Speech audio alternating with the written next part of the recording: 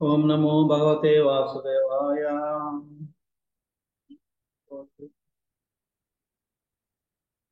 ओम नमो भगवते वासुदेवाय।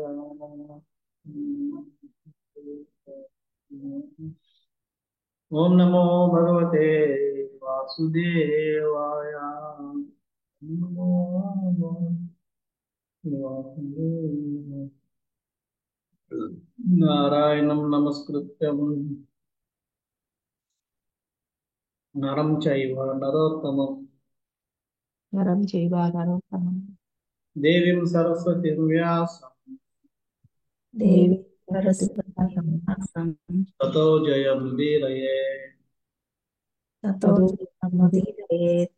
नष्टप्रायेषु अभद्रेषु नष्टप्राणेषु अभद्रेषु नित्यं भागवत सेवया नित्यं नित्यं भागवतसेवया भागवतसेवया भगवतीरुत्तमश्लोके भगवति उत्तमश्लोके भक्तिर्भवति नैष्टिकी। भक्तिर्भवति नैष्टिकी। कृष्णाय वासुदेवाय कृष्णाय वासुदेवाय वासुदेवाय देवकीनन्दनाय च देवकीनन्दनाय च नन्दगोपकुमाराय नन्दगोपकुमाराय गोविन्दाय नमो नमः।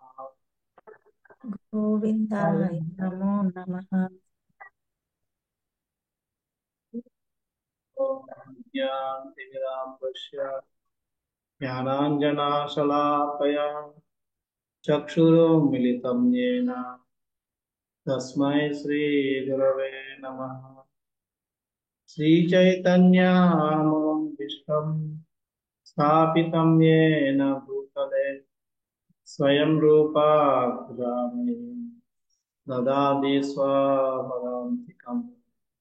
वन्देऽहं श्रीगुरो श्रीयुतापदकमलं श्रीगुरुं वैष्णवांश्च श्रीरूपं साग्रजाता सहगना रघुनाथं तं सजीवं साद्वैतं सावधूतं परिजनासहितं कृष्णचैतन्यदेवं श्रीराधा कृष्णपदां सहगना ललिता श्रीविशाखान्वितांश्च हे कृष्ण करुणा सिंधु दीनबन्धो जगत्पते गोपेशा गोपिका राधाकान्ता नमोस्तुते।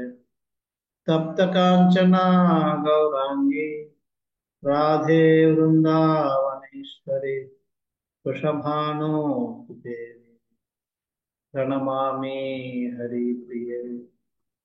नमो विष्णुपदाय कृष्णपृष्ठाय भूतले श्रीमते भक्तिवेदांत स्वामी नामिने। नमस्ते सरस्वते देवे गौरवाणी प्रचारिणे निर्विशेषा पाश्चात्यदेशकारिणे वाञ्छाकल्पतरुभ्यश्च कृपा सिन्धुभ्य एव च पतितानां पावन वैष्णवेभ्यो जय श्री कृष्ण चैतन्य प्रभु नित्यानंद श्री अद्वैता श्रीवासुदेव गौर। हरे कृष्णा कृष्णा कृष्णा हरे हरे हरे राम राम राम हरे हरे। हरे कृष्ण। నిన్న మనం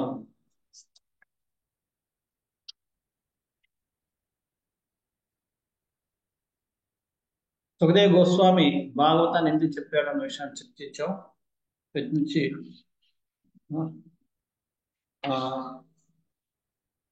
సూత గోస్వామి సౌనకాదృష్టులందరికీ ధన్యవాదాలు తెలుపుతున్నాడు. ఎందుకంటే వాళ్ళు అడిగిన ప్రశ్న కృష్ణ సంబంధమైనది, లోక కళ్యాణానికి సంబంధించింది కాబట్టి భగవంతుడి యొక్క గుణగానాలు చర్చించడం అన్నది దానికి మించిన ప్రయోజకరమైన కార్యం మరొకటి లేదు అన్న విషయాన్ని చెప్పి ధన్యవాదాలు తెలుపుతున్నారు.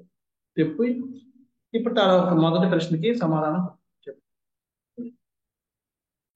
అది 6వ శ్లోకం నుంచి. నవై పుంసాం పరోధం భక్తి రథోక్షజే అహేతుక ప్రతిహతాం యయాత్మా సుప్రసీదతి.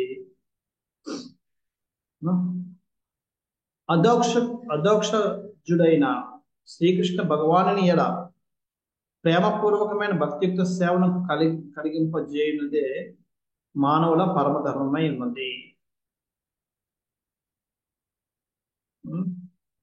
ఆత్మ యొక్క పూర్ణ సంతృప్తి కొరకు అట్టి భక్తియుక్త సేవ నిర్హేతుకము అవరోధరహితము అయి ఉండవలను.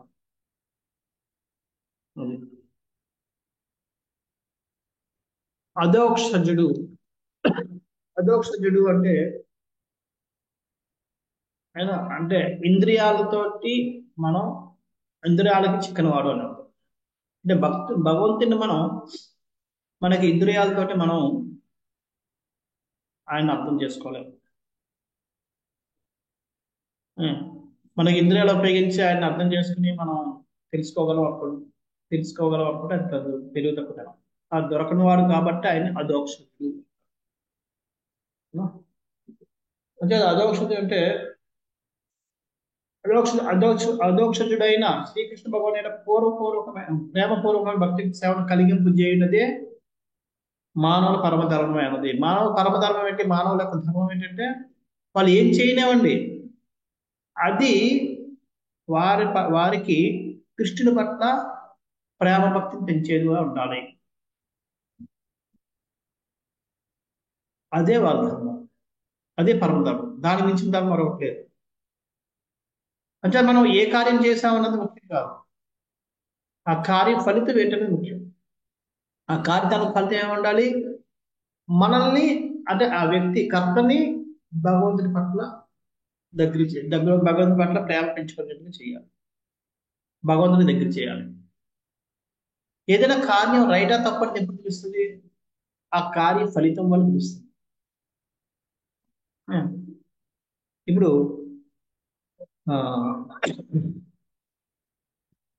రాజులు వేటాడేవారు పూర్వం. యాక్చువల్గా జంతువులు చంపడం అనేది హింస, అందుకని మాంసాహారాన్ని వేదాలన్నీ ఖండిస్తాయి. మరి అటువంటి హింస చేస్తున్నప్పుడు అది ఎలాగా పాపం కృత్యం అవ్వదు వాళ్ళకి? ఎందుకంటే ఆ రాజులు ఎక్కడ పడితే అక్కడ వేట చేసేవారు కాదు. ఎందుకంటే ఎక్కడైతే వాటి వలన ప్రజలకు నష్టం కలుగుతుందో, ఇబ్బంది కలుగుతుందో అటువంటి చోట అంటే ఆ జంతువుల్ని వేటాడి చంపేవారు. సో ఆ విధంగా వేటలో వాళ్ళ అభ్యాసం అవుతుండేది, ప్లస్ దానివల్ల లోక కళ్యాణం జరుగుతుండేది. అంచేది అది హింసాత్మకమైన కార్యం అయినప్పటికీ కూడా అది హింస కింద రాదు వేటను. ఎందుకంటే దాని వెనకాతల లోక కళ్యాణం ఉంది కాబట్టి. అదేవిధంగా యుద్ధం కూడా అంతే. యుద్ధంలో జనాలు ఎంతమంది చంపాలి, కానీ అది హింస కింద రాదు. ఎందుకంటే యుద్ధం ఎవరి మీద పడితే వాళ్ళని ఆక్రమించుకోవడానికి చేసేవారు కాదు. వాళ్ళు ఎందుకు చేసేవారంటే ఏ రాజ్యం వల్ల జనాలకి కష్టాలు కలుగుతున్నాయో, ఏ రాజు వల్ల జనాలు ఇబ్బందులు పడుతున్నారో ఆ రాజు నుంచి తన యొక్క రాజ్యాన్ని స్థాపించడం ద్వారా వాళ్ళకి సంతోషం ఇవ్వాలన్నది. అది అప్పుడు పూర్వం అందుకే చేసుకుంటే కాదు. అంతే తప్ప యుద్ధాలు ఎవరి మీద ఇష్టానుసారం చేయించేవారు కాదు. సో ఈ విధంగా ఆ కార్యాలు అన్నవి హింస కూడుతున్నప్పుడు కూడా అవి హింసాత్మక అవును. ఎందుకంటే వాటి వెనకాతల లోక కళ్యాణమే ముఖ్య ఉద్దేశం కాబట్టి. సో అదేవిధంగా మనం చేసే ఒక కార్యం పరమధర్మమా కాదని ఎలా చేస్తుంది? ఎప్పుడైతే ఆ కార్యం వల్ల మనలో భక్తి పెరుగుతుందో, మనం భగవంతుడి దగ్గర అవుతుంటామో ఆ కార్యం పరమధర్మం. అంటే అది ఏ కార్యం అనేది ఇక్కడ చెప్పలేదు. దేనివల్ల అయితే మనం మన నుంచి మనలో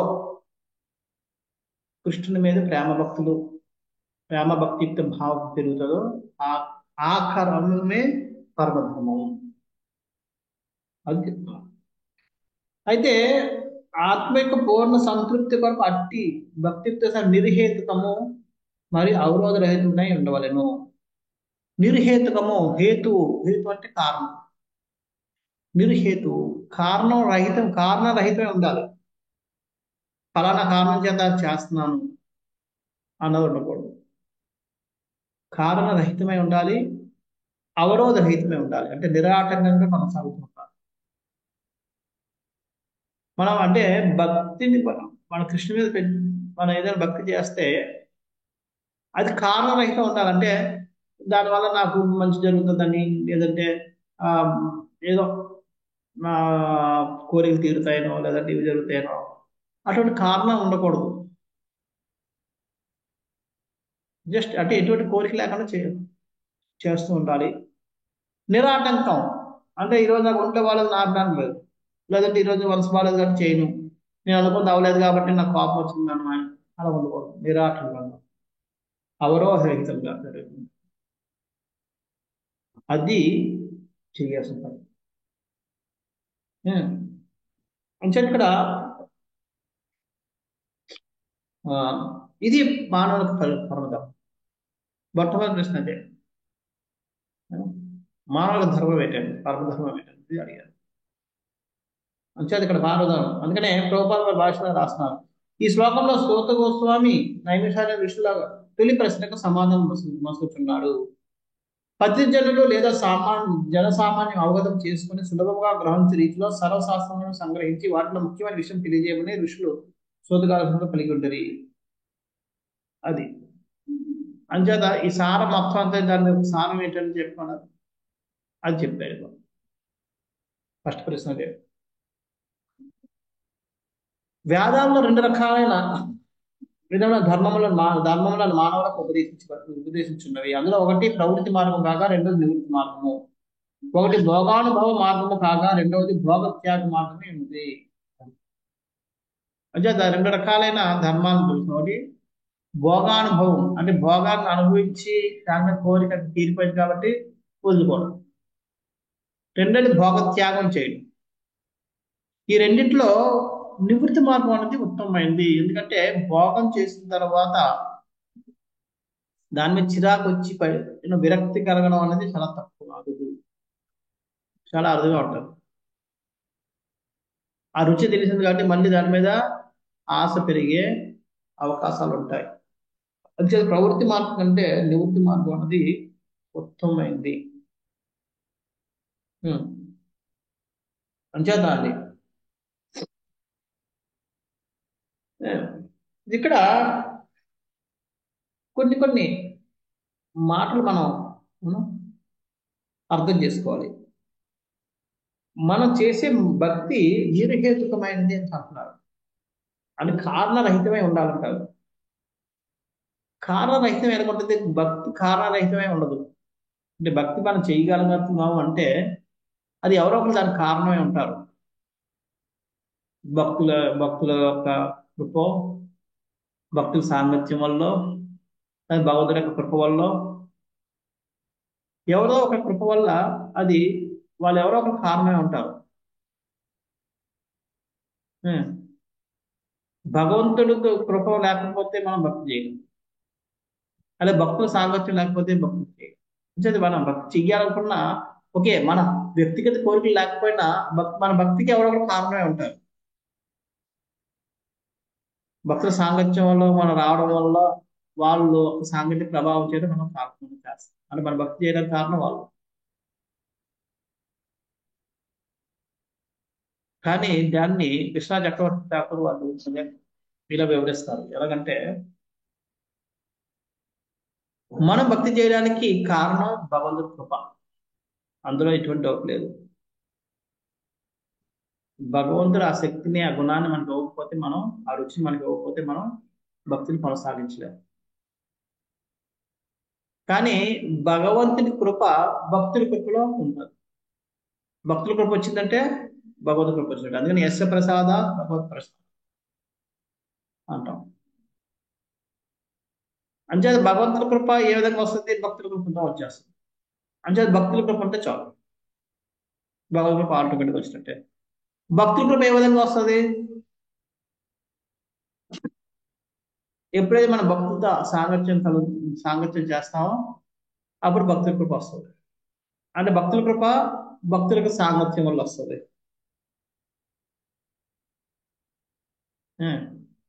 భక్తుల సాంగత్యం అనేది భక్తుల యొక్క భాగం. అంచేత మన భక్తికి కారణం ఎవరు? మళ్ళీ భక్తే, వేరేదే కారణం లేదు. ఈ విధంగా అది నిర్హేతుకము, అంటే ఎటువంటి కారణం లేనిది ఏంది. అందుకనే భక్తి మాత గివ్స్ భక్తి. మన భక్తికి కారణం ఎవరు? భక్తి మాత, భక్తి దేవి. అంచేత ఆ భక్తి వల్లే మనం మళ్ళీ భక్తి చేయగలుగుతాం. అందుకనే చెప్తారు, జపం చేసినప్పుడు జపం సరిగ్గా జరిగినా జరగకపోయినా రెండింటికి కారణం ఆ జపం. ఆ రెండింటికి నిరోధించుకోవడానికి కూడా, దాన్ని సరిదిద్దుకోవడానికి కూడా మార్గం జపం.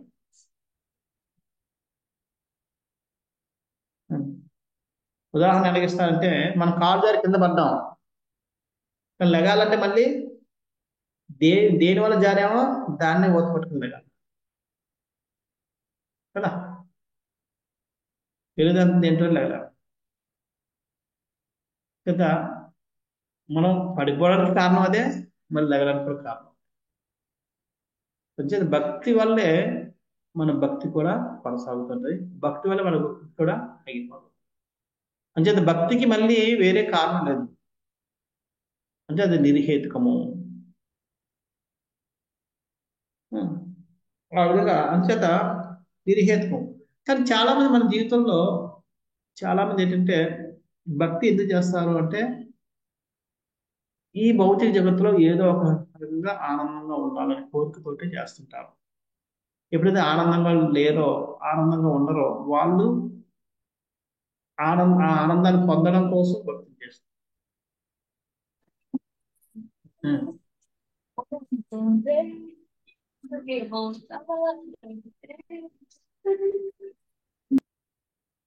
లక్ష్మీవారి మీరు ఏమైనా అడుగుతున్నారా? లేకపోతే హరే కృష్ణ. సారీ మాతా ప్రభుజీ. ఓకే. సో కానీ ప్రభుపాదులు రాస్తున్నారు, జనాలు లౌకిక జీవితంలో ఏదో ఆనందం కోసం వాళ్ళు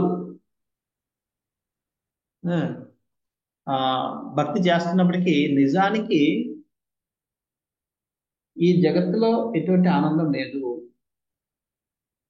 ఎట్టి ఆనందము దాని ఎందుకు లేదు. ఎందుకంటే అటువంటి భౌతిక స్థితిని క్లేశము జరిగించడానికి వ్యర్థ ప్రయత్నం జరపబడుతుండను కదా. మనం నిన్న చర్చించుకున్నట్టుగా ఈ భౌతిక జగత్తు అన్ని క్లేశాలే ఉంటాయి. కానీ ఆ క్లేశాలని మనం, అందుకనే ఇప్పుడు నిన్న చర్చించుకున్నాం, ఎందుకు ఇది అంధకారం ఈ భౌతిక జగత్తు ఎందుకు అంధకారమయం అన్నది. ఎందుకని మనం అక్కడ కష్టపడుతున్నా, ఎన్నో ప్రయత్నాలు చేస్తున్నా, ప్రయత్నాలు వ్యర్థం అవుతున్నా మనం తెలుసుకోలేకపోతుంటాం. అదేవిధంగా అక్కడ ఈ క్లేశాలు తొలగించడం వ్యర్థ ప్రయత్నాలు అని చెప్పి ప్రభుపాదం రాస్తుంది. అంటే వ్యర్థమయ్యే ప్రయత్నం చేస్తుంటాం, కానీ వ్యర్థం జరపబడుతున్నాం. ఆ విధంగా చేయడం యత్నముల వల్ల కలిగేది క్లేశం తాత్కాలిక ఉపశమనం విద్యాభావంతో ఆనందంగా భావించబడును. ఆ వ్యర్థ ప్రయత్నాలు చేస్తూ ఉంటాం, అంటే నిజానికి సక్సెస్ అవ్వం, కానీ అవుతున్నట్టు అనిపిస్తుంటుంది. దాన్ని మనం ఆనందం అనుకుంటున్నాం. అనిపించడమే నిజంగా అది తొలగిపోతుంది అని అనుకుంటున్న అదే ఆనందం. నిజానికి ఇక్కడ లేవు. అంచేత అది ఎవరైతే తెలుసుకుంటాడో వాడు ఈ భౌతిక పరమైన ఆనందాల కోసం భక్తి చేయడం వదులుకుంటాడు. అందుకని ప్రభుపాద రాస్తున్నారు, శ్రీకృష్ణ భగవానుని వనర్చిన భక్తియుక్త సేవ అత్యంత పవిత్రంగా ఉండవలను.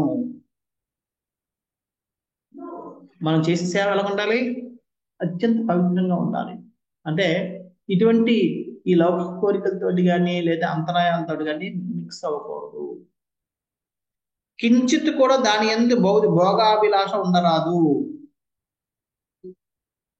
కావున ప్రతి ఒక్కరు మానవుల పరమధర్మమైన కృష్ణ భక్తిని ఎటువంటి అనావశ్యకమగు కోరికలు, కామకర్మలు, తాత్విక కల్పనలు లేకుండా స్వీకరించవలసి ఉన్నది. ఇది ఒకటే మానవునికి శ్రీకృష్ణుని భక్తియుక్త సేవ యందు దుఃఖోపశమనం కూర్చగలదు అని. ఎప్పుడైతే మనం ఈ విధమైన కోరికలు, కామకర్మలు, తాత్విక కల్పనలు లేకుండా భక్తి చేస్తామో ఆ భక్తి మాత్రమే మనిషికి దుఃఖోపశమనం కలిగిస్తుంది. మిగతావి కూడా మనకు దుఃఖోపశమనాన్ని ఇవ్వలేవు.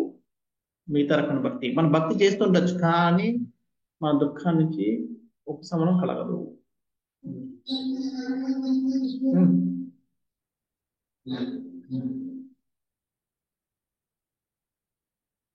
ఇక్కడ అస్తిత్వంలో కారణభూతమైనది దానినే ధర్మంగా నిర్వచించవచ్చును. కనుక ఇచ్చిన ధర్మం అనే పదము ఆ భావనలో తెలుపబడినది. జీవుని విషయంలో అతని అస్తిత్వం ఏ విధంగా అతని కర్మలు కృష్ణ సంబంధంగా నిర్వహించబడిన విషయంపై ఆధారపడి ఉండను. కర్మ బట్టి మనకు ఉనికి ఉంటుంది. అది మనము ఆల్రెడీ ఇందులో చర్చించుకున్నాం. ఏంటంటే మనం చేసే ప్రతి కర్మ కూడా మన యొక్క వచ్చే జీవితంలో మనం అనుభవించబోయే కష్ట సుఖాలని నిర్ణయిస్తూ ఉంటుంది. అందుకని ఇక్కడ ప్రభుపాదులు అతని కర్మలు కృష్ణ సంబంధంగా నిర్వహించబడుచున్నవన్న ఈ విషయంపై ఆధారపడి ఉంటుంది ఒక నాకు అస్తిత్వం. ఎప్పుడైతే అది మనం చేసే కర్మ కృష్ణకు సంబంధించినవి ఉంటాయో అది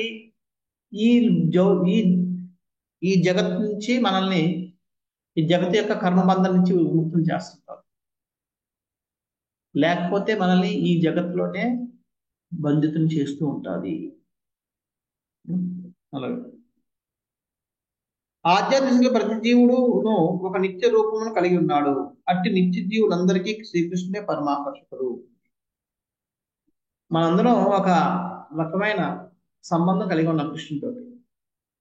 అది కోల్పోయాం కాబట్టి ఇక్కడ ఆనందంగా లేదు. మళ్ళీ ఎప్పుడైతే మనం దాన్ని పొందుతామో అప్పుడు ఆనందంగా ఉంటాం. వాళ్ళందరూ ఎవరైతే ఈ సంబంధం కలిగి ఉంటారు కృష్ణుడితోటి, వాళ్ళకి ఒకటే లక్ష్యం, వాళ్ళ దృష్టి అంతా కృష్ణుడి మీద ఉంటారు. కృష్ణుడు తప్ప వేరేదే ఉండదు. అందుకే పరమాకర్ష కృష్ణుడే కదా. ఈ విధంగా భక్తి అనేది మనకి ఇంకా వేరే మార్గం లేకుండా కృష్ణుడు తప్ప కృష్ణుడి దగ్గరగా కృష్ణుడి మీద ప్రేమాభిమానాలు వ్యక్తం వచ్చేదే భక్తి. ఆ భక్తే పరమధర్మము. వాసుదేవే భగవతి భక్తి యోగ ప్రయోజిత జనేత్యాసు వైరాగ్యం జ్ఞానం చ యదహైతుకం.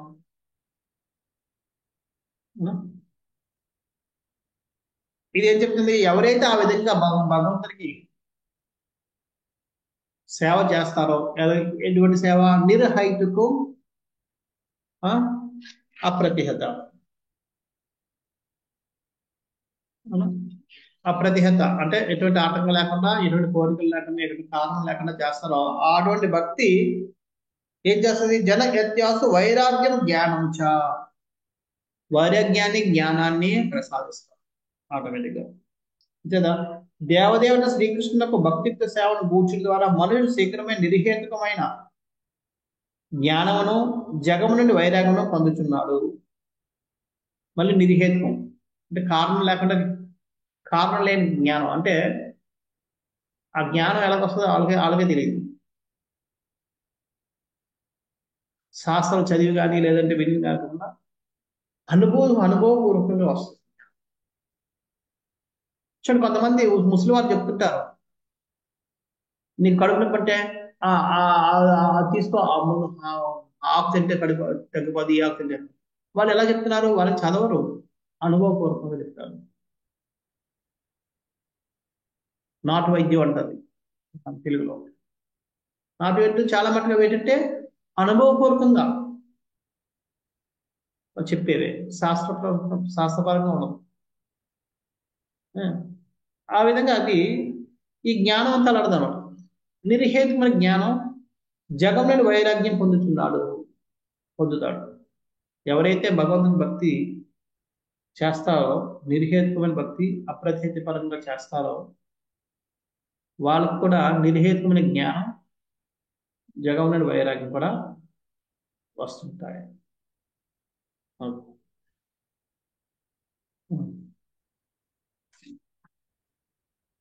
ఇక్కడ ప్రభుపాద దీంట్లో భక్తి యొక్క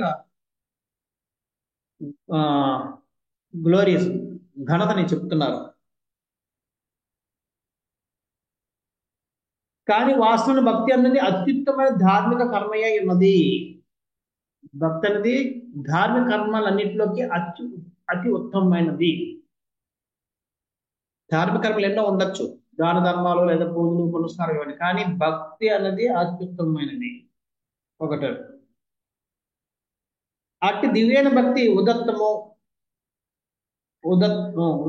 ఉదాత్తమే గాక ఆచరణకు సులభమైనది. అది ఉదాత్తము. ఉదాత్తం అంటే ఎవరికైనా తెలుసా అర్థం?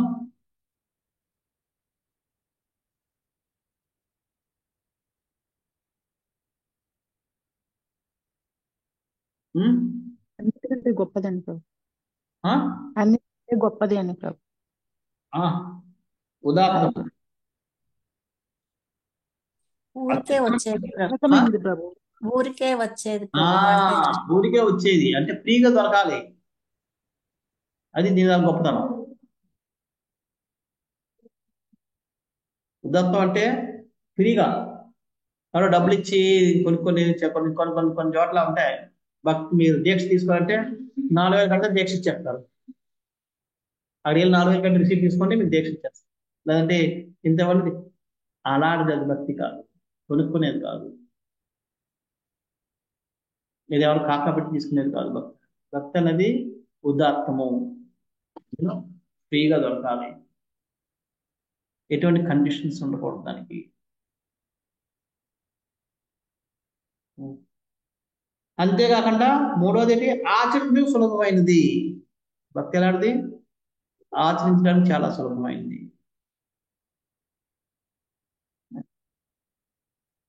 నాలుగవది కృష్ణ భగవంతు సంబంధం నెరపడి ఉద్దేశంతో తీవ్రంగా కలిగినట్టు శుద్ధ భక్తులను అది ఉదాత్తం కాగా, అంటే శుద్ధ భక్తులకి అది ఉదాత్తమైనది. భక్తి రంగం నూతన ప్రవేశించిన సాధకులకు అది సులభమైనది. ఏ విధంగా? ఎవరికి ఏది ఉదాత్తం? ఎవరైతే దాన్ని ఫ్రీగా భక్తులు తీవ్రంగా చేయాలనుకుంటారు, వాళ్ళు ఇంత గొప్పదిగా దొరికిస్తుందా ఫ్రీగా అనుకుంటారు. కొత్త వాళ్ళకి కష్టం అనిపించవచ్చు. ఇది అబ్బో 16 మాలు చేయాలా, ఇది చేయాలా, అది చేయాలా, చాలా కష్టమే, అక్కడికి వెళ్ళాలా. కానీ వాళ్ళకి ఫ్రీగా వస్తుంది. ఎవరికి భక్తులు తీసుకెళ్ళి ఇచ్చేస్తారు. బాబు నువ్వు చేసుకో, ఇంట్లోనే చేసుకో, మందిరికి వెళ్ళక్కర్లేదు. 16 మాలు చేయలేనండి, 2 మాలు చేయి, 1 మాలు చేయకూడదు. సో ఈ విధంగా భక్తి అనేది చేయడానికి సులువు ఉంటుంది, కొత్త వాళ్ళకి సులువు, తీవ్రంగా ప్రయత్నించే వాళ్ళకి ఫ్రీ, ఉదాత్తం. ఈ విధంగా ఇది ప్రత్యేక లక్షణం.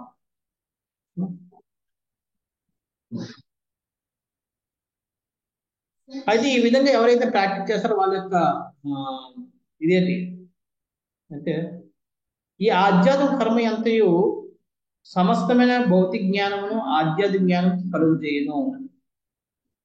ఎవరైతే భక్తిని ఈ విధంగా చేస్తారో వాళ్ళు ఏంటి? ఆధ్యాత్మిక లౌకిక జ్ఞానం, ఆధ్యాత్మిక జ్ఞానం రెండింటిని కూడా కలుగు చేస్తారు. అట్టి పూర్ణ జ్ఞానం ద్వారా మనుషుడు భౌతిక ఆసక్తి అనేది ముక్తుడే, ఆధ్యాత్మిక జ్ఞానం మరింత అనురక్తులను. అది ఆ వచ్చే జ్ఞానం ఏం చేస్తుంది? మనల్ని భౌతిక కర్మల నుంచి, భౌతిక ఆకర్షణ నుంచి దూరం చేసి ఆధ్యాత్మిక కర్మలకి ఆకర్షణ. అందుకని ఇక్కడ విశ్వనాథ్ చక్రవర్తి ఠాకూర్ చెప్తారు, జ్ఞానం అనేది ఇక్కడ మనం అనుకుంటున్నట్టుగా జ్ఞానికి సంబంధించిన జ్ఞానం కాదు. లేదంటే ఈ నిరాకార శక్తి మాయ, ఇటువంటి ఈ జ్ఞానం కాదు. ఏది జ్ఞానం? ఏ జ్ఞానం వల్ల అయితే మనం భగవంతుడికి ఆకర్షితులు అవుతామో, ఏ జ్ఞానం మనల్ని భగవంతుడికి దగ్గర చేస్తుందో, భగవంతుణ్ణి నిర్హేతుకంగా ఎటువంటి కారణాలు లేకుండా మనం ప్రేమించేటట్టు చేస్తుందో ఆ జ్ఞానం కోసం చెప్తున్నారు. ఆ జ్ఞానం పొందుతారు. అంతే తప్ప బ్రహ్మజ్ఞానం, బ్రహ్మజ్యోతి లేదంటే ఇలాంటి ఈ జ్ఞానం కాదు పొందేది. అది.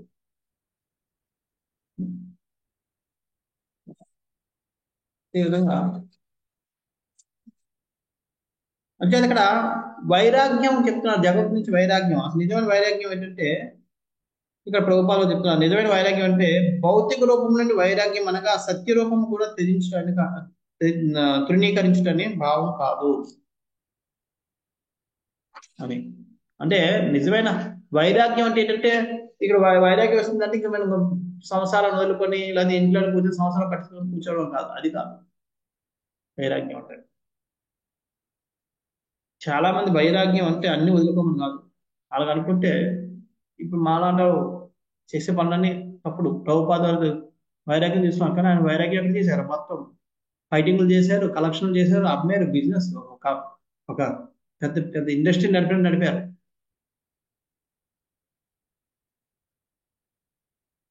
కానీ ఆయన వైరాగ్యం కాదంటే వైరాగ్యే కదా. అందుకే ప్రభుపాద భౌతిక రూపంలో వైరాగ్యం అనగా సత్య రూపాన్ని కూడా తృణీకరించుకుంటాం కాదు. వాస్తవంలో సత్య రూపమును రూపానుభవం కొరకే భక్తి యోగం నిర్మించబడినది. ఇక సత్యమైన రూపం ఏంటో తెలుసుకోవడమేనది. కావున సత్య రూపానుభవమై నంతనే అసత్యములన్నింటి రూపములన్నీ అప్రజ్ఞముగా వాతవే తొలగిపోవు. ఎప్పుడైతే మనం నిజం తెలుసుకుంటావో మిగతా అపోహలన్నీ వెళ్ళిపోతాయి. అపోహలు వదులుకోమన్నప్పుడు నిజాన్ని కూడా వదులుకోమని కాదు అర్థం. అంటే అపోహలు అంటే మనకు నిజమేంటో తెలియదు కాబట్టి నిజాన్ని తెలుసుకోగలిగితే అప్పుడు మిగతా అపోహలను ఆటోమేటిక్ అటే వెళ్ళిపోతాయి. అదే విధంగా నిజమైన భక్తి అంటే తెలుసుకుంటే మిగతా భక్తి మార్గాలన్నీ ఆధ్యాత్మిక. అందుకని ఆధ్యాత్మిక చింతనలో ఎన్నో రకాలు. అందుకని భక్తి అనేది ఉత్తమం అని చెప్తుంది. భక్తి ఈ ఆధ్యాత్మిక కర్మ విధానాల్లో అత్యుత్తమ కర్మయే ఉన్నది అని చెప్పి ప్రభుపాద వారు భక్తి యొక్క లక్షణం చెప్తుంది అదే. ఎందుకంటే అది ఎప్పుడైతే తెలుసుకుంటామో మిగతా చిన్న చిన్న భక్తులు లేదా భక్తులు అన్ని ఆ మార్గాలన్నీ కూడా ఆటోమేటిక్ అవే వెళ్ళిపోతాయి. ఎప్పుడైతే మనకి నిజం తెలిసిందో అపోహలన్నీ వెళ్ళిపోతాయి కదా. సో అదే విధంగా నిజమైన వైరాగ్యం అంటే ఏంటంటే మనం దేన్నైనా భక్తిలో భగవంతు సేవలో ఉపయోగించగలిగినప్పుడు దాన్ని ఉపయోగించాలి. అందుకే ఒకసారి ప్రభుపాద వారి దగ్గరికి వాళ్ళ శిష్యులు తీసుకుని వస్తారు. న్యూస్ పేపర్లో ఒక స్వామి పెద్ద ప్లేట్ నిండా డబ్బులు ఇస్తుంటే నాకు వద్దని చెప్పి ప్రభుపాద అంటారు, ఆ ఫోటో నాకు తీసుకుని ఆలింగనం చేసుకుని తీసుకునేవాడిని. ఎందుకని ఆ ధనాన్ని భగవంతు సేవలు ఉపయోగించగలిగితే ఎందుకు మనం తిరస్కరించాలి? ఆ ధనాన్ని నా సేవలో ఉపయోగించుకోవాలనుకోవడం తప్పు, కానీ భగవంతు సేవలో ఉపయోగించుకోవాలనుకోవడం తప్పు కాదు. అది వైరాగ్యం కిందకే వస్తుంది. వైరాగ్యం అంటే ఏంటంటే నాకు ఏమిటి అన్న భావన వదులుకోవడమే వైరాగ్యం. ఆ భావన ఎప్పుడైతే వదులుకున్నామో ఆ భావన లేకుండా ఎవరైతే ఏ సేవ చేసినా, ఏ కార్యం చేసినా, ఏ ఆలోచన చేసినా అవన్నీ కూడా వైరాగ్యంతో చేసినట్టే లెక్క.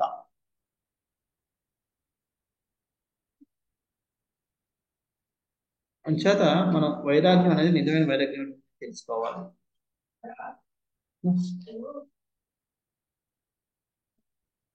అలాగని జీవుని పరమధర్మం అయినందున ఈ భక్తి యోగము అతనిని భోగానుభవం నుండి ముక్తిని చేయును. భక్తి అనేది పరమధర్మం కాబట్టి పరమధర్మం ఏం చేస్తుంది? ఎప్పుడైతే పరమధర్మం తెలుసుకున్నామో మిగతా ధర్మాలన్నీ వెళ్ళిపోతాయి. అంచేత ఈ లోకంలోని మిగతా ధర్మాలన్నింటి మీద వైరాగ్యం ఆటోమేటిక్ గా పెరిగిపోతుంది. దాన్ని మనం ప్రత్యేకంగా కృషి చేయక్కర్లేదు. ఎలాగైతే నిజం తెలిస్తే అపోహలన్నీ ఎలాగైతే దాని వాటే వెళ్ళిపోతాయో, ఎలాగైతే జ్ఞానం అనే సూర్యుడు వస్తే అజ్ఞానం అంధకారం వెలిగే తొలగిపోద్దో అదేవిధంగా పరమధర్మమైన జీవుల పరమధర్మమైన భక్తి ఒకరి హృదయంలో ఉదయిస్తే అది ఈ భోగానుభవం అనే యూనో ఆ ఆకర్షణ నుంచి ఆ జీవిని ముక్తిని చేస్తుంది. అంచేత ఏమంటారు సారాంశం ఏమనగా శుద్ధ భక్తులైన వాడు జ్ఞానము వైరాగ్యం ఉండదు, సర్వ శుభ లక్షణములను సంపూర్ణంగా కలిగి ఉండను. కానీ జ్ఞానము లేదా వైరాగ్యం కలిగి ఉన్నంత మాత్రాన మనుషుడు భక్తి నియమం ఎరిగి ఉన్నాడని చెప్పుటకు వీలు లేదు. అంచేత ఎవరిలో భక్తి ఉంటుందో వాళ్ళలో ఈ జ్ఞాన నియమాలు అనేవి ఉంటాయి. అప్పుడు అర్థం. అంతేగాని జ్ఞానం వైరాగ్యం ఉన్నంత మాత్రం భక్తులు అయిపోవడు అని మనం జాగ్రత్త వహించాలి.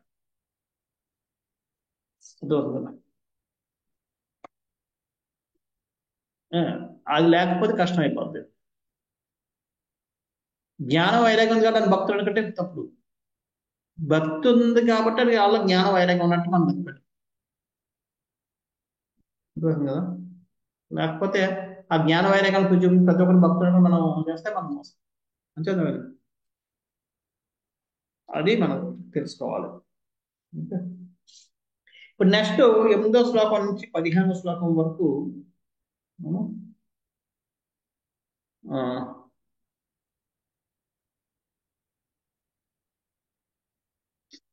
ఏం చెప్తున్నారంటే మనం ఏదైనా కర్మ చేస్తే ఆ కర్మ భగవంతుని యొక్క ప్రేమని అది భగవంతుని యొక్క కథని శ్రవణం చేయడం కోసమే ఆకర్షించబడేటట్టుగా ఉండాలి.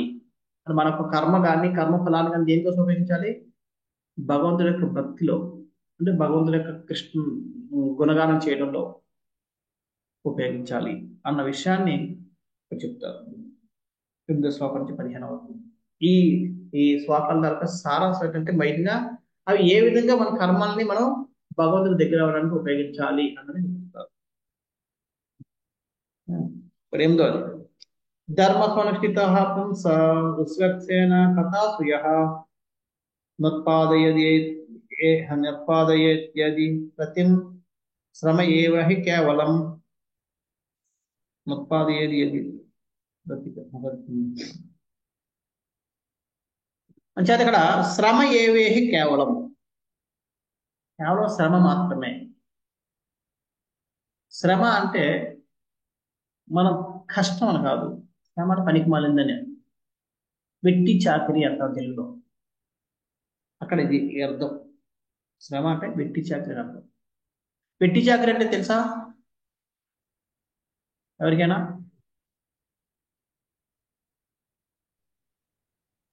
అంటే చాకరీ చేస్తూ ఉంటాం, దానివల్ల ఉపయోగం ఉండదు ప్రభు.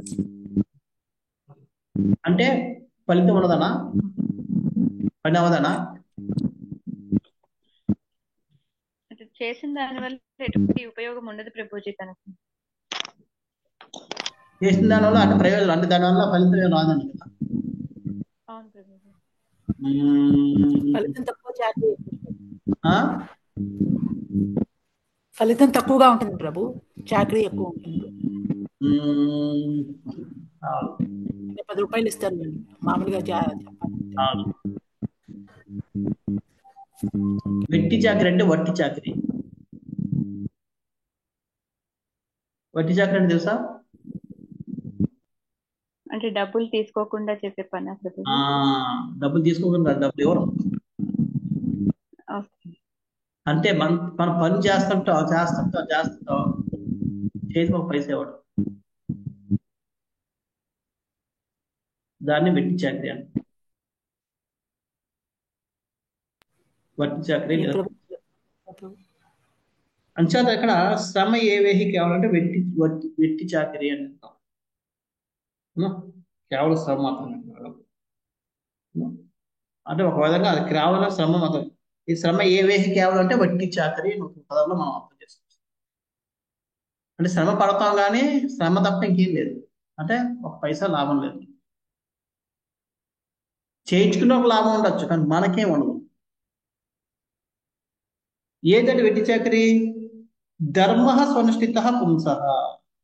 పుంసాం నేను తన నిజస్థితిని అనుసరించి మనుషుడు ఒక వలనించు విద్యుత్ ధర్మ నిర్వహణము దేవుని కథల యందు అతనికి అనురక్తిని కలిగించినట్టు అది అది శ్రమ, కేవలం శ్రమ మాత్రమే కాగలదు.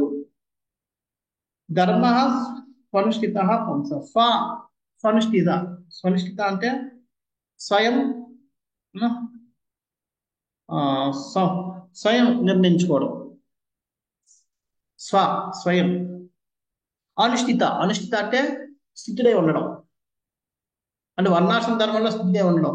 నేను క్షత్రియుణ్ణి అంటే నా ధర్మం ఇది, నేను బ్రాహ్మణ్ణి నా ధర్మం ఇది అని చెప్పి తన ధర్మాన్ని స్వయం నిర్ణయించుకుంటాడు. కొంతమంది ఏం చేస్తాను, గృహస్థులు కదండి, మాకు ధర్మాలు ఉంటాయి కదండి, లేకపోతే ఇవి ఉంటాయి కదండి కొంతమంది అంటారు. మీకేమండి, మీకేమో సంసారం లేదు, ఏం లేదు, మాకు ఇల్లు వదులుకోలేదు కదా, ఇలా ఏవో చెప్తూ ఉంటారు. అలాగే కొంతమంది మరి మేము బ్రాహ్మణులు కాదండి, చిన్నప్పటి నుంచి మా పూజలు పురస్కారాలు మాకు అలవాటైనండి ఇవన్నీ అలాగే చెప్తుంది. ధర్మ అనుష్ఠిత సార్. ప్రతి ఒక్కరు కూడా వారి ధర్మాన్ని వాళ్ళ పుట్టుకని బట్టి, లేకపోతే వాళ్ళు ఏదో ఒక దాన్ని బట్టి వాళ్ళు కొన్ని ధర్మాలు, కొన్ని నియమాలు ఇవన్నీ మేము పాటిస్తున్నాం, మా ధర్మాలు, మా నియమాలు, మా కర్తవ్యాలు అనుకుంటూ ఉంటారు. కానీ విశ్వక్సేను కథాసూయ, విశ్వక్సేను యొక్క కథ పట్ల నా ఉత్పాద ఏది రథం. నా అంటే లేకపోవడం, ఉత్పాదన అంటే పుట్టించడం. ఏది రథం అంటే ఇది ఏది అంటే ఈ కార్యం. రథ్యం అంటే ఆకర్షణ, ఆసక్తి.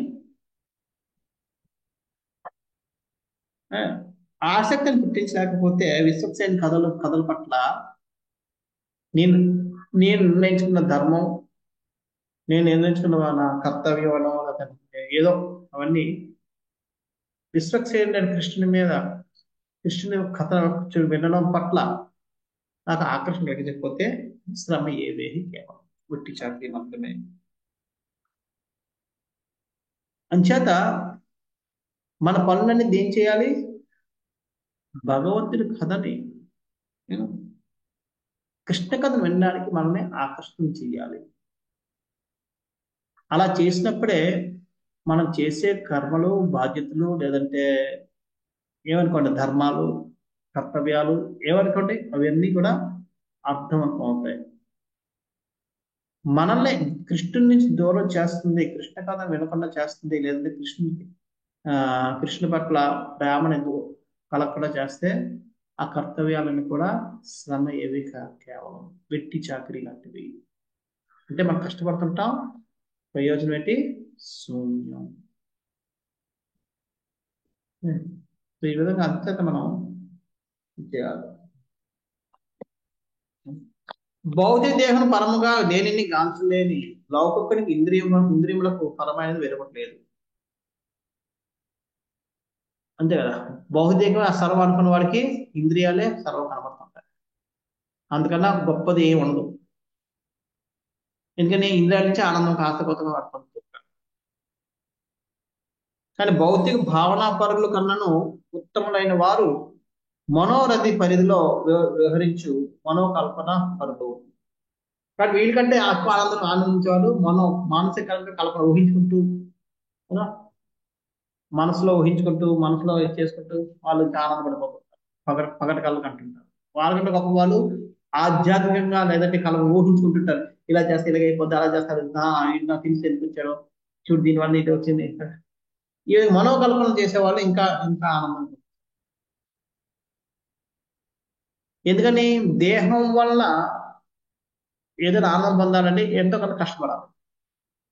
మానసిక ఆనందానికి ఏం కష్టపడకూడదు, కూర్చుని ఆనందం ఊహించుకుంటూ కూర్చోవాలి కదా. వాళ్ళు ఇంకా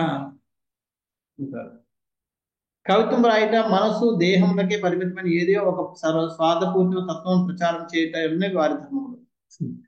మానసిక కల్పన చేసే వాళ్ళు ఏం చేస్తారు, కవిత్వం రాయడం లేదా ఏదో చేయడం, తనకు నచ్చిందని 10 మంది చెప్పడం, వాళ్ళు నమ్మి ఫాలోవర్స్ ఉన్నారు అని ఆనందపడిపోతుంది.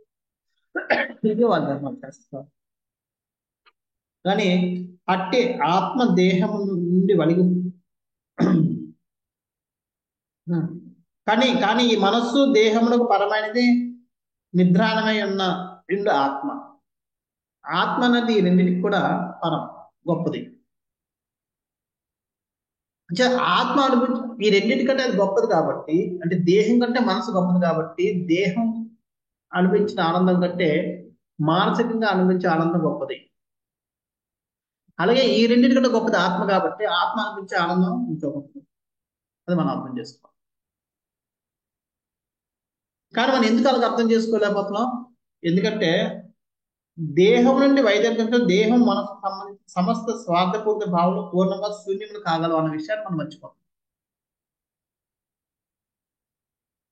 ఒక్కసారి ఆత్మ ఈ దేహం నుంచి వెళ్ళిపోయింది అనుకోండి, దేహం పనిచేయదు, మనసు పనిచేయదు, రెండు పనిచేయదు. కానీ వెళ్ళిపోతాది అన్న విషయాన్ని మనం మర్చిపోతున్నాం కాబట్టి దాంట్లో మనం ఊహించుకుంటూ అదే ఆనందంలో ఆనందపడాలనుకుంటున్నాం. ఆత్మ అనుభవించే ఆనందాన్ని మనం అనుభవించాలని కోరుకోలేదు.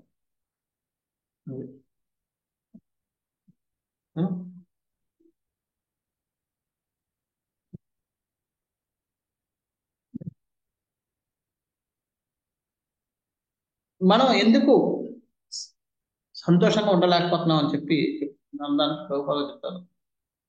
అటువంటి ఆత్మ యొక్క అవసరమును గాంచకుండా మనసు దేహం సంబంధ విషయంలోనే మనసుని గాంచినట్టు ఎన్నడూ ఆనందం పొందలేదు. ఇందాక చెప్పినట్టుగా దేహం కంటే మనసు పొందే ఆనందం గొప్పది, మనసు దేహం కంటే గొప్పది ఆత్మ కాబట్టి ఆత్మ అనుభూతి పొందే ఆనందం ఇంకా గొప్పది. కానీ ఎప్పుడైతే ఆత్మ యొక్క ఆనందం కోసం ఆలోచించుకున్న దేహం మనసు యొక్క ఆనందాన్ని ఆలోచించుకుంటాడో వాడు ఎప్పుడు కూడా ఆనందంగా ఉండలేడు. ఎందుకంటే అంతకన్నా ఆనందమైంది ఇంకో వస్తువు ఉంది కాబట్టి, అది సంపూర్ణ ఆనందాన్ని పొందడం లేదు కాబట్టి అని ఎప్పుడు కూడా సంతృప్తిగా ఉండలేడు, ఆనందాన్ని పొందలేడు. అయితే మరి ఆత్మ కోరుకునే ఆనందం ఏంటి? ఎటువంటి ఆనందాన్ని అనిపిస్తుంది? పరిమితమైన భౌతిక బంధం నుండి ముక్తి పొంది పూర్ణ స్వాతంత్రం అనేది తన కోరికను పూర్ణం చేసుకుంటే ఆత్మ యొక్క అవసరం. మనం ఇక్కడ ఈ భౌతికంలో ఏం చేసినా మనం సంపూర్ణంగా స్వేచ్ఛాపూరితంగా చేయలేము కదా. ఎవరైనా చెప్పగలరా ఏ విధంగా, ఎందుకు చేయలేము?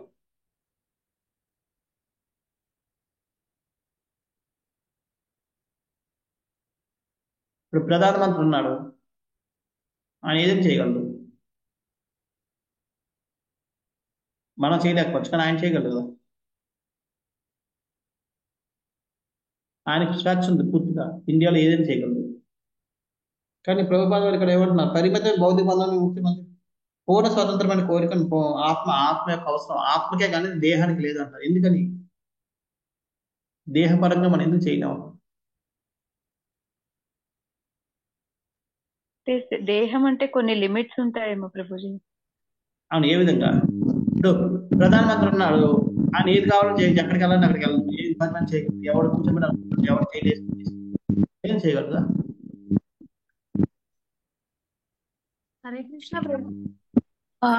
జీవునికి 4 రకాల దోషాలు ఉంటాయి. అసంపూర్ణ ఇంద్రియాలు ప్రభుజీ. అసంపూర్ణ ఇంద్రియాలు, భ్రమలో ఉండటం, మోసం చేయటం, మోసపోవటం. ప్రభుజీ పరిమితమైన భౌతిక బంధం అంటున్నారు కదా ప్రభుజీ, అందువల్ల చేయలే. ఎందుకు భౌతికంగా పరిమితం, అపరిమితం ఎందుకు అవడం లేదు? అవును ప్రభుజీ, మనం ఉపాధిలో ఉన్నాం కదా, భార్య భర్త ఇట్లా ఉపాధుల్లో ఉన్నాం కదా ప్రభుజీ. అవును, తెంచుకుందాం. అమ్మా అట్లాగా అంటే స్వేచ్ఛ వస్తుంది, తెచ్చుకోవడం తప్పే ఉంది, తెంచుకొని స్వేచ్ఛ పొందాం అంటే మరి కుటుంబం ఇదంతా విలువలు ఇస్తాం కదా ప్రభుజీ, వర్ణాశ్రమ ధర్మం ఇదంతా మీరు తీసుకున్నారు. ఆ జీవితం చెరిపేస్తే ఇక స్వేచ్ఛ వచ్చినట్టే కదా. అలాగా తెంచుకొని కాదు ప్రభుజీ, అలాగా ఏం అర్థం కావట్లేదు. ఎందుకంటే మనం ఆ గీతలు చెరుపుకున్నా, ఓకే నేను భార్యను కాదు భర్తను కాదు, నేను ఎవరికి దోషం అవకుండా నాకు నచ్చింది నేను చేసుకున్నాను, బయటకు వెళ్ళిపోయినా చేయలేము. ఎందుకంటే మనకి కాంపిటేటర్ ఎవడో ఒకడు ఉంటాడు. అవునా కదా? మనం అనుకుంది సాధించలేము. ఒకటి సాధించినా కొంతవరకే సాధించగలం. చూడండి, నాకు పలానా స్వీట్ అంటే ఇష్టం. ఇక్కడ రూమ్ నిండా నిండిపోయి ఉన్నాయి ఆ స్వీట్లు. ఎన్ని తినగలం? 50 అన్నా, అంతకుమించి ఎక్కువ తింటాం. తర్వాత కడుపు నిండిపోతుంది. తినాలనిపించినా తినలేము. అక్కడ తినడానికి కావాల్సిన దొరుకుతుంది, నీ ఇష్టం అన్నారు. అక్కడ శుభ్రంగా రూమ్ నిండా ఉన్నాయి. ఇంకో 1000 ఎదురు చూస్తున్నాయి తినమని. 50 తర్వాత మనం తినలేం. అవును కదా? కడుపు నిండిపోయింది.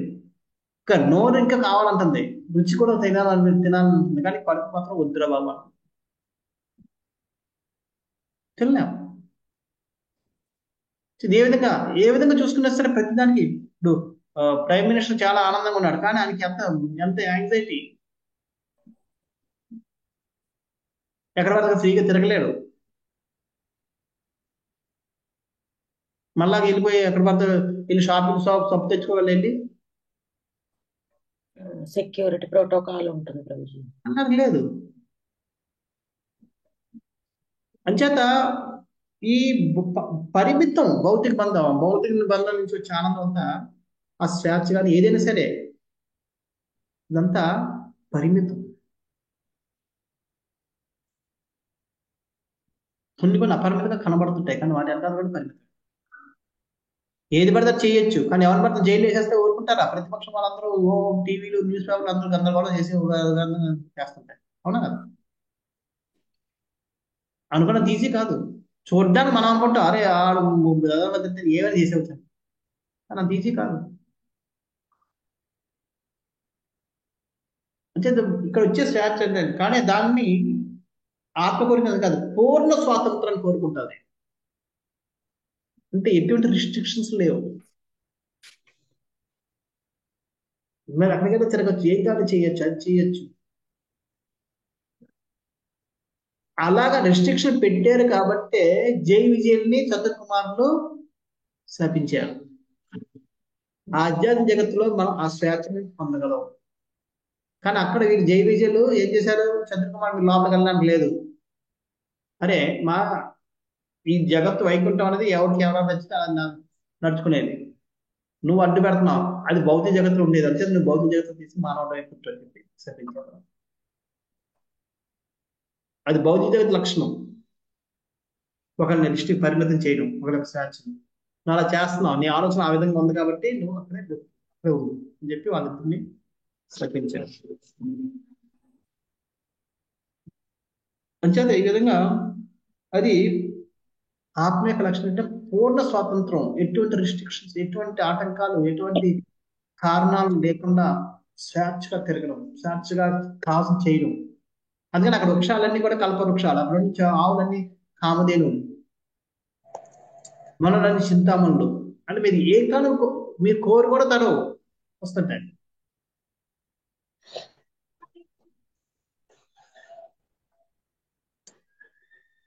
నాకు స్వీట్ రైస్ కావాలంటే స్వీట్ రైస్ వస్తుంది. స్వీట్ రైస్ వండాలి కాబట్టి నాకు పాలు కావాలి, పంచదార కావాలి, అవి వస్తాయి, అవి దొరుకుతాయి.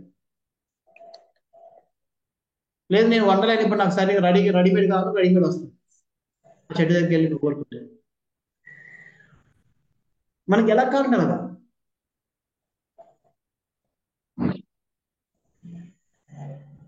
ఏమి అంత మనం కల్పన సంకల్పమే ఆ స్వేచ్ఛని అక్కడ అనుభూతి పొందుతుంది. అటువంటి ప్రదేశం నుంచి ఇక్కడికి వచ్చేసాం. అంటే ఇక్కడ ఏం చేసినా లిమిటెడే, అది పరిమితమైన ఆనందమే మనం అనుభూతి పొందుతున్నాం ఈ భౌతిక జగత్తులో. అంచేత ఆనందం ఆత్మకి ఎప్పుడు కూడా సాటిస్ఫాక్షన్ ఉండదు. 10,000 జీతం అయితే ఇంకా జీతం పెరిగితే చాలా పెరిగితే బాగుంది అనుకుంటాం. 15,000 ప్రమోషన్ అవనే 15,000 పెరిగింది, 15,000 నెక్స్ట్ మంత్ ఇచ్చారనుకుంటాం. మళ్ళీ అక్కడ వచ్చే దాంతో ఆనందం అంటే అక్కడ వచ్చి మళ్ళీ ఏడుస్తాం, సంవత్సరంలోపే ఏడుస్తాం. 20,000 అవుతాడు, 1,00,000 రూపాయలు వస్తూ ఉంటుంది, 2 లక్షలు కావాలి, 2 లక్షలు వస్తాయి, 4 లక్షలు. ఎందుకని అలాగా? ఎందుకని మనం హ్యాపీ కాదు? మనం కోరుకుంటే 1,00,000 కొంచెం పెరిగితే బాగుందండి, పెరిగినా సరే అందుకు ఆనందం ఉండడం లేదు. ఎందుకంటే మన ఆత్మ అనంతమైన స్వేచ్ఛని అనంతమైన ఆనందాన్ని రుచి చూసింది. అది పొంది భోగించి వచ్చింది.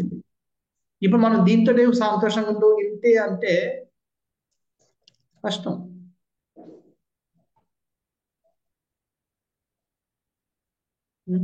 కష్టం. సో అందుకని ఆనందం ఎప్పుడు కూడా అది ఆనందం ఉంటుంది కదా, దాని అవసరం అట. పూర్ణం చేసుకుంటే ఆత్మ యొక్క అవసరము. బ్రహ్మాండం యొక్క ఆచ్ఛాదనను తొలగించుకొని దివ్యకాంతిని దివ్యాత్మను దర్శించే ఆత్మ యొక్క కోరిక ఉన్నది. చూడండి అక్కడికి బ్రహ్మాండం యొక్క ఆచ్ఛాదనం అంటే తెలుసా? కవర్ ప్రభుజీ. కవరు, తొడుగులు. ఆ తొడుగుల్ని తొలగించుకొని దివ్యకాంతిని దివ్యాత్మను దర్శించే ఆత్మ కోరిక. అంటే స్వేచ్ఛల కంటే ఇలాంటి బౌండరీస్ అయి ఉండకూడదు. ఎక్కడిగా నాకు వెళ్ళిపోవాలి.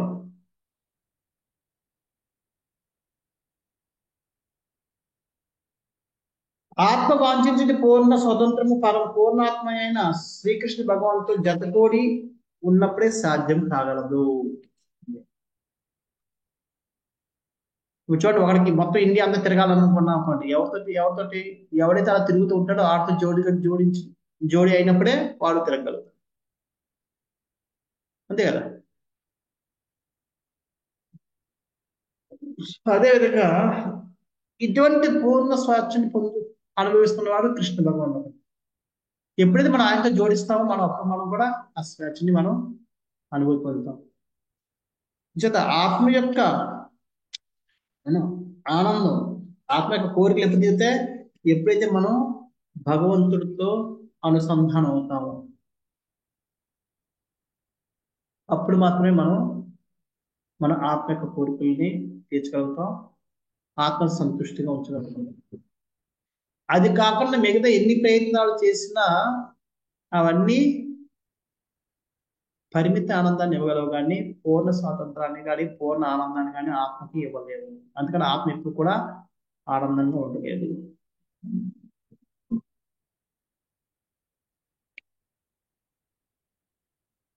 జత దేవాదేవుల శ్రీకృష్ణ దివ్య గదుల శ్రవణ కీర్తనలను అనురక్తిని కలిగించినటువంటి విద్యుక్త ధర్మ పాలనలో కేవలం శ్రవణ మాత్రమే అని శ్లోకం తెలుపబడినది. అంటే అందుకనే ఎప్పుడైతే మనం కృష్ణుని యొక్క కథలు వింటూ ఉంటామో, కృష్ణు కోసం తెలుసుకుంటూ ఉంటామో, దాని ద్వారా కూడా మనం కృష్ణుడితో అనుసంధానమై ఉంటాం. కాబట్టి ఆ వింటున్నంతసేపు మనకి ఆనందం, మన ఆత్మ ఆనందంగా ఉంటుంది. అందుకనే చెప్తుంది, మనం చేసే ప్రతి కర్మ ఆ స్థాయికి తీసుకెళ్ళాలి. మనం వినేటట్టుగా చేయాలి. చేసినప్పుడు ఆ కార్యానికి ఒక అర్థం ఉంది, లేకపోతే అది వట్టి చాకరీ లాంటిదే.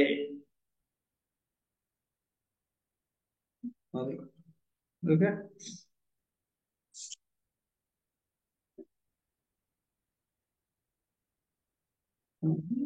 నెక్స్ట్ మరి అసలు ఇంతకుముందు ఏది చేసినా సరే మనం ఏం చేసినా కృష్ణ కథకి దగ్గర తీసుకెళ్ళాలి. అసలు ఆ డ్యూటీస్ ఏంటి, డ్యూటీస్ని ఏ విధంగా నిర్ణయించుకోవాలి, మన కర్తవ్యాలు ఏ విధంగా నిర్ణయించుకోవాలని చెప్తున్నారు. ధర్మస్య వర్గస్య నార్థోర్ధాయోపకల్పతే నార్ధస్య ధర్మైకాంతస్య కామో లోభాయః స్మృతః. విద్యుక్త ధర్మములన్నీయును నిశ్చయముగా చరమమైన మోక్షము కొరకే ఉద్దేశింపబడినవి.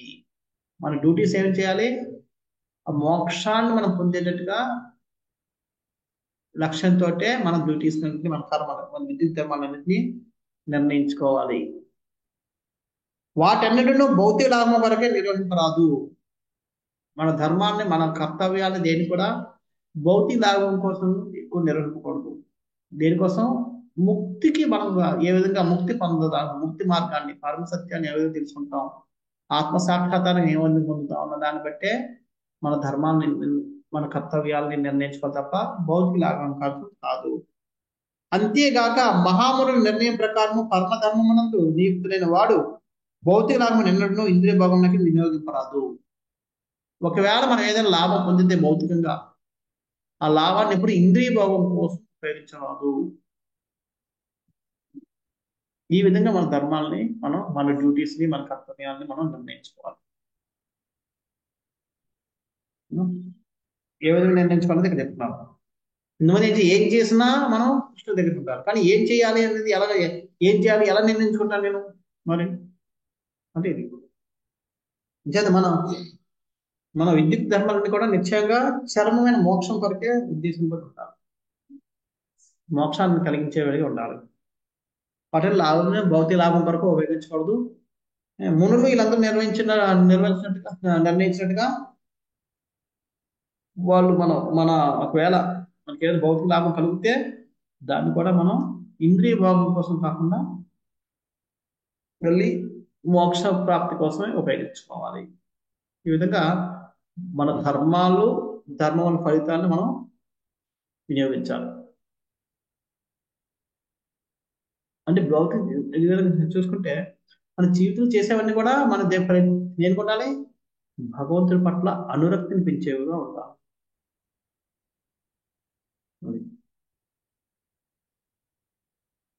లాస్ట్ పారాగ్రాఫ్ లో ప్రభుపాద చెప్తారు, అనగా భౌతిక లాభం వరకు ఎవరు ఎటువంటి విద్యుత్ ధర్మం ఎందులో నియుక్తులు కారాదు. అలాగనే లభించిన భౌతిక లాభం ఎన్నటువంటి ఇంద్రియ భాగంగా ఉపయోగించరాదు. ఏ భౌతిక లాభం ఏ విధంగా ఉపయోగించుతున్నా రాబో శ్లోకంలో వివరిస్తాం. అయితే మనకు వచ్చిన లాభాలను ఏ విధంగా ఒకవేళ వస్తే దాన్ని ఏ విధంగా ఉపయోగించాలన్నది ఇప్పుడు నెక్స్ట్ శ్లోకంలో చెప్తున్నాను.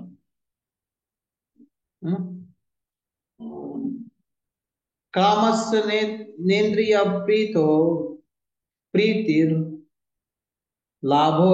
లాభో జీవేత యావత జీవస్య తత్వ జిజ్ఞాస నార్దో యశ్చేహ కర్మిభిః. జీవితం అంతా కోరికలన్నను ఇంద్రియ భాగం ఎలా కేంద్రీకృతమై ఉండరాదు.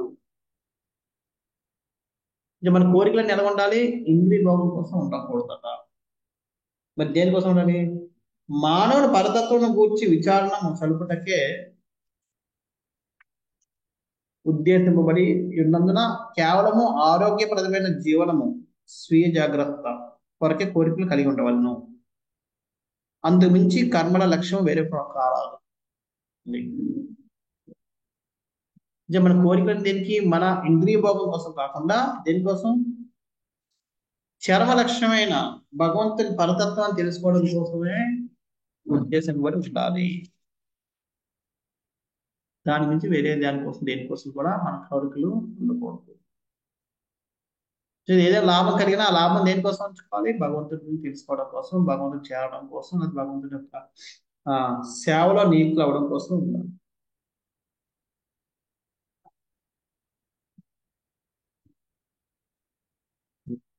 లేదా సంపూర్ణంగా భ్రాంతి నుండి ఉన్న భౌతిక నాగరికత ఇంద్రియ భోగానుభవం కొరకే కోరికలు తీర్చుకోవడం అంతే తప్పుగా నియమితే ఉన్నది. ఇది ఈ భౌతిక జగత్తులో ప్రతి ఒక్కరు ఏం చేస్తారు? ఏదైనా దొరికితే వెంటనే ఏ విధంగా తన ఇంద్రియ భోగం చేసుకోవాలి. ఈ రోజుల్లో అయితే డబ్బులు దొరికితే భోజనం మానేసి భోజనం కోసం పసుకుంటాడు, వెళ్ళి 40,000 50,000 రూపాయలు పెట్టి మొబైల్ కొనుక్కుంటాడు. కొనుక్కుంటాడు, 50 రోజుల ముందులోనే దాన్ని పోగొట్టుకుంటాడు.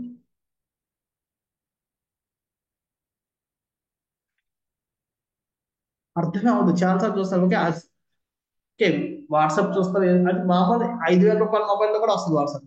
కానీ ఆ 60,000 ఆ 70,000 పెట్టి ఐఫోన్ కొనుక్కోవచ్చు. ఎందుకు కొనుక్కుంటారు తెలియదు. ఫోటోలు బాగుంటాయి, ఫోటోలు తీస్తారు. జీవితం ఎన్నిసార్లు చూస్తారు ఫోటోల్ని? తీసినట్టు కూడా మర్చిపోతారు. కానీ ఫోటోలు మాత్రం తెగ తీస్తారు. ఇట్లా ఆ పోజు ఈ పోజు. ఒకసారి ఒకటి కాదు, 4 ఫోటోలు నొక్కుతారు అదే పొజిషన్ లో. జీవితం మొత్తమే 4 సార్లు కూడా చూడతాను. అర్థమే లేవు. అంచేత ఈ భ్రాంతిలో ఉన్న నాగరికత ఇంద్రియ భోగం వరకే కోరికలు తీర్చుకోవడం తప్పు అని తప్పుగా మనం మొత్తం మన యొక్క శక్తిని, మన యొక్క కాలాన్ని, మన అన్నింటినీ కూడా ఇటువంటి అనవసరమైన అవసరాలు అనవసరమైన అవసరాలకు మనం వాడుకుంటాం. అవసరమైన అవసరాలకు వాడుకుంటే బాగానే ఉండేది, కానీ మనం అనవసరమైన అవసరాలకు వాడుకుని వ్యర్థం చేసుకుంటాం. మన యొక్క వనరుల్ని, మన యొక్క జీవితాన్ని, మన యొక్క శక్తిని, మన యొక్క బుద్ధిని, మన యొక్క జ్ఞానాన్ని అన్నింటినీ వ్యర్థం చేసుకుంటాం.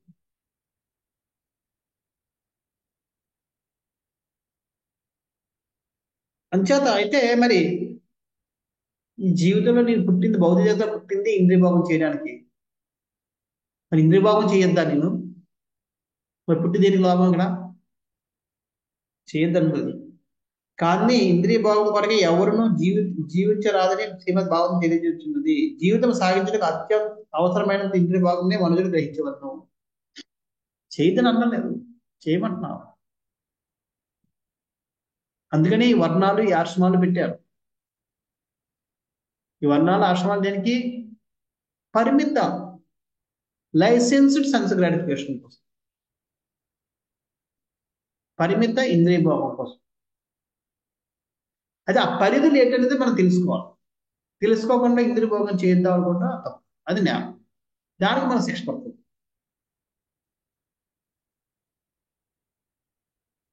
పరిధుల్లో, విత్తిన పరిధుల్లో మనం ఎంత ఇంద్రియ భోగం చేసుకున్నా అది ప్రాబ్లం. అందుకని ఏమన్నారు ఇక్కడ? జీవనం సాగించడానికి అవసరమైన ఇంద్రియ భాగంనే మనుషులు గ్రహించవలను. మన జీవితం కొనసాగించడానికి ఎంత ఇంద్రియ భాగం అవసరమో అంతవరకు చేయాలి, అంత ఇంద్రియ భాగం చేసుకోవాలి. ఇప్పుడు ఇప్పుడు అన్నం తినడం కష్టంగా, ఇది ఇంద్రియ భాగం కాబట్టి అన్నం తినడం మానేస్తాను పని చేయాలి, కానీ బతకడానికి ఎంత అవసరం అంత తినాలి.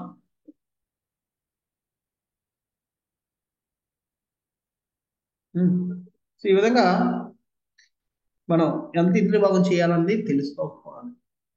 తెలుసుకోకుండా ఇంద్రియ భాగం చేసుకుంటే అది నేర ప్రవృత్తి అవుతుంది.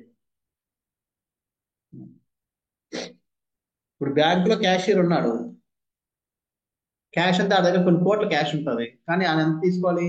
తన శాలరీ ఎంత అదంతా తీసుకోవడానికి ఆయనకి అర్హుడు. దాంట్లో అంత తీసుకోవడానికి ఆయనకి అర్హత ఉంది. అంతకుమించి ఎక్కువ తీసుకుంటే ఆయన నేరస్తుడే. నా దగ్గర 4 లక్షలు ఉంది కాబట్టి, అదే 1 కోటి రూపాయలు ఉంది కాబట్టి 1 లక్ష రూపాయలు తీసుకుంటానని చెప్పి తీసుకున్నాను పంచాయతీ. అదే విధంగా ఇంద్రియ భాగం మనకి దొరుకుతుంది కదా అని చెప్పి ఇష్టపడితే అది ఎంత పడితే అంత ఇంద్రియ భాగం చేస్తే పని చేయదు. మనకి ఎంత పరిమితం, జీవించడానికి ఎంత అవసరం అంత ఇంద్రియ భాగమే చెయ్యాలి. మరి ఈ భౌతిక జగత్తులో ఉంటుండగా ఇంద్రియ భాగం చేయకుండా ఎలా ఉంటాం?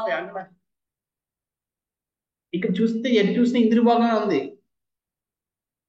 ఇంద్రియ భాగం చేయొద్దంటే ఎలా కుదురుతుంది? ఎలా ఉండగలం?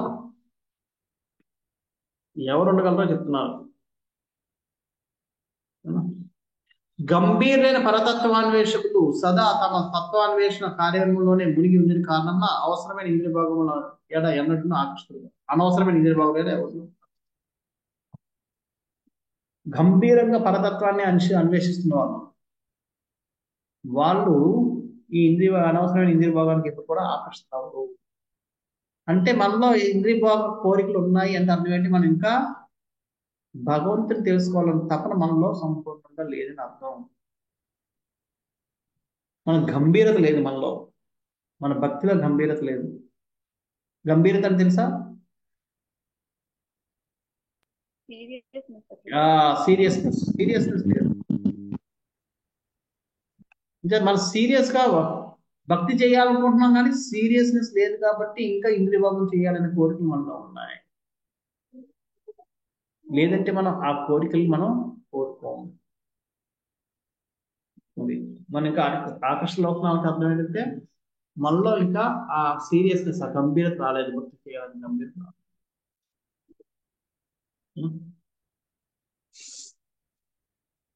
ఇంత బాగానే ఉంది. ఇంద్రియ భాగం చేస్తున్నారు. ఇంద్రియ భాగం అంతా మనం చేసే ఇంద్రియ భాగం కానీ లేదంటే మన యొక్క కర్మలన్నీ కూడా పరతత్వాన్ని తెలుసుకోవడం కోసం, భగవంతుని తెలుసుకోవడం కోసం అంటున్నారు. అది భగవంతుని నేను తెలుసుకోగలనా? ఎలా తెలుసుకోగలనా? ఇప్పుడు చెప్తున్నారు. One in the tattva vidas తత్వం యజ్ఞానం అద్వయం బ్రహ్మేతి పరమాత్మేతి భగవానికి శబ్దతే.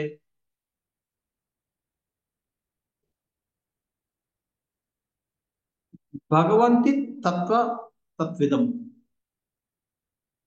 అంటే పరతత్వాన్ని ఎరిగిన తత్వవిధులు అట్టి అద్వయ తత్వమును బ్రహ్మము పరమాత్మ లేదా భగవాన్ అని పిలుతురు. మూడు రకాలుగా మనం తెలుసుకోవచ్చు. ఈ పరతత్వాన్ని మూడు రకాలుగా మనం అనుభూతి పొందొచ్చు. ఒకటి బ్రహ్మం, బ్రహ్మజ్యోతి. రెండోది పరమాత్మ, మూడోది భగవానుడు. ఈ విధంగా ఎవరు దేన్ని అనుభూతి పొందారన్నది ప్రభుపాదుల వారు ఇలా చెప్తున్నారు. అంటే అద్వయ పరతత్వమే ఉపనిషత్తులను అధ్యయనం చేయు వారిచ్చే నిరాకార బ్రహ్మంగా అనుభూతి పొందుతుంది. హిరణ్య గర్భులు లేదా యోగులైన వారిచ్చే ఆ అద్వయ తత్వం పరమాత్మగా అనుభూతి వచ్చుతున్నది. భక్తులైన వారు ఆ పరతత్వమును భగవానుగా అవగొట్టుకున్నారు. అంటే భక్తులు దాన్ని భగవంతుడిగా తెలుసుకుంటున్నారు, యోగులు దాన్ని పరమాత్మ తెలుసుకుంటున్నారు, జ్ఞానులు దాన్ని నిరాకార బ్రహ్మంగా తెలుసుకుంటున్నారు. సో ఈ విధంగా ముగ్గురు మూడు రకాలుగా అనుభూతి పొందుతున్నారు. సో వీటిల్లో ఏది గొప్పది అన్నది ఇక్కడ చెప్తున్నారు. అలాగే నిరాకార బ్రహ్మం కృష్ణ భగవాన్ దివ్యమైన దేహకాంతి ఉన్నది. అంతేత అది దేహకాంతి కాబట్టి, దేహకాంతి అంటే దేహం కలిగిన వాడు ఉన్నాడు కాబట్టి దేహకాంతి కంటే దేహం కలిగిన వాడు గొప్పవాడు కాబట్టి ఈ నిరాకార బ్రహ్మం కంటే భగవంతుడు గొప్పవాడు అనేది మనం అర్థం చేసుకోవాలి.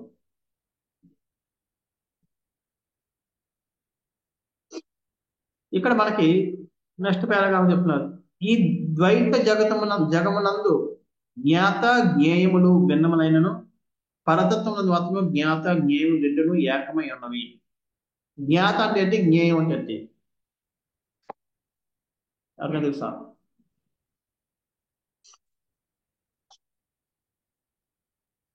నెక్స్ట్ లైన్ లో ఇచ్చాడు ప్రభుజీ, నెక్స్ట్ లైన్ లోనే ఇచ్చారు. జీవుడు జ్ఞాత కాగా భౌతిక పదార్థం జ్ఞేయమై ఉన్నది.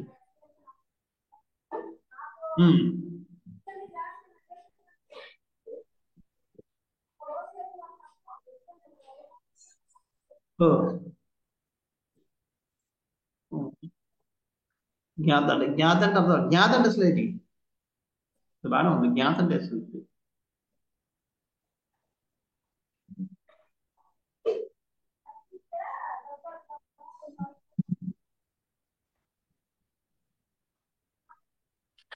కృష్ణ ప్రభుజీ జ్ఞానాన్ని తెలుసుకున్నవాడు. ఎవరు జ్ఞాత? జ్ఞేయం అంటే జ్ఞానము. ఏదైతే జ్ఞానం ఉందో అది జ్ఞేత కృష్ణ.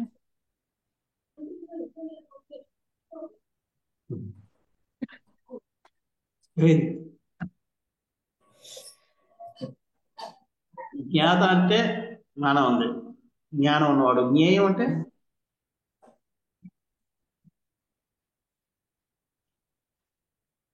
జ్ఞేయము అంటే ఏంటి ప్రభుజీ? జ్ఞానమయము అనే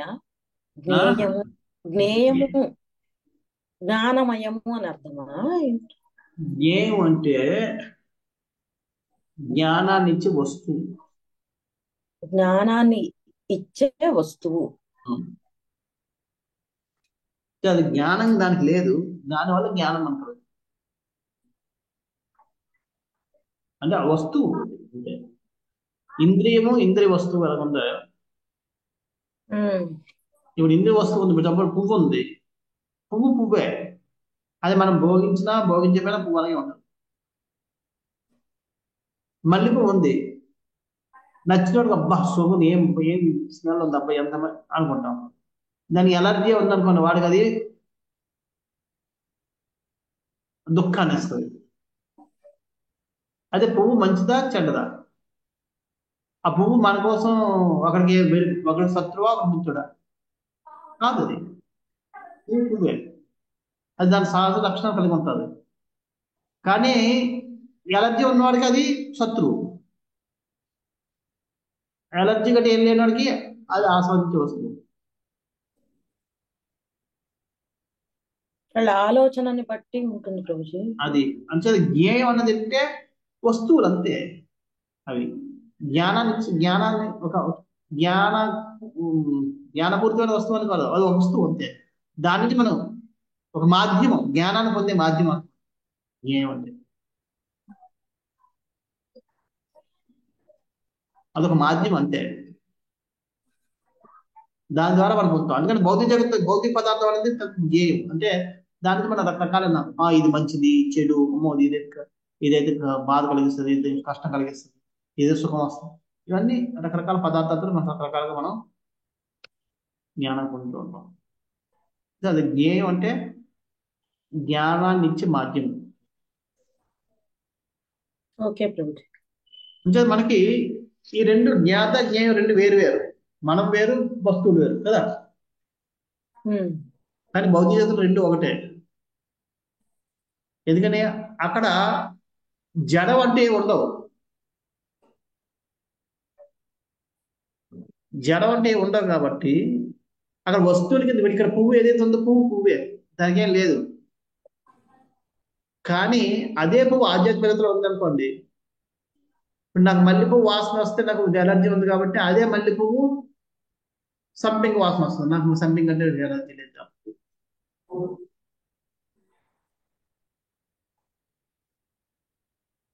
అంటే అర్థం ఏంటి? నాకు ఎలాగైతే చేతను ఉంది దానికి అలాగే చేతను ఉంది.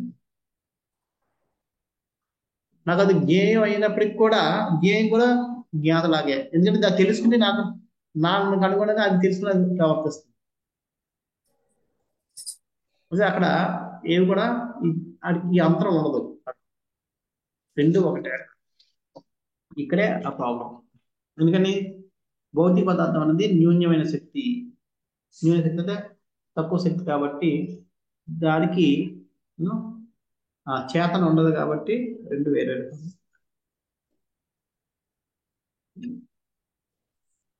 అయితే మరి అటువంటి మానవులు మనం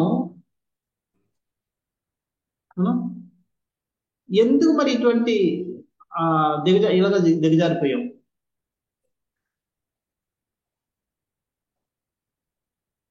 మన జ్ఞేయం అయిపోయాం మనం. ఎందుకు అయిపోయామంటే ఇక్కడ చెప్తున్నారు, జీవుడు న్యూనశక్తితో సాంగత్యం నొందినంతనే తనను తాను న్యూనశక్తికి చెందిన వానిగా భావించచ్చు మోహగ్రస్తుడవుతున్నాడు. మనందరం ఏం చేస్తున్నాం? మనం ఉత్తమ స్థాయికి చెందినప్పటికి కూడా ఈ న్యూన్యశక్తికి సాంగత్యంలోకి వచ్చి మనం కూడా దానికి చెందిన అనుకుంటే మనం ఆ విధంగా వ్యవహరించడం మొదలుపెట్టాం.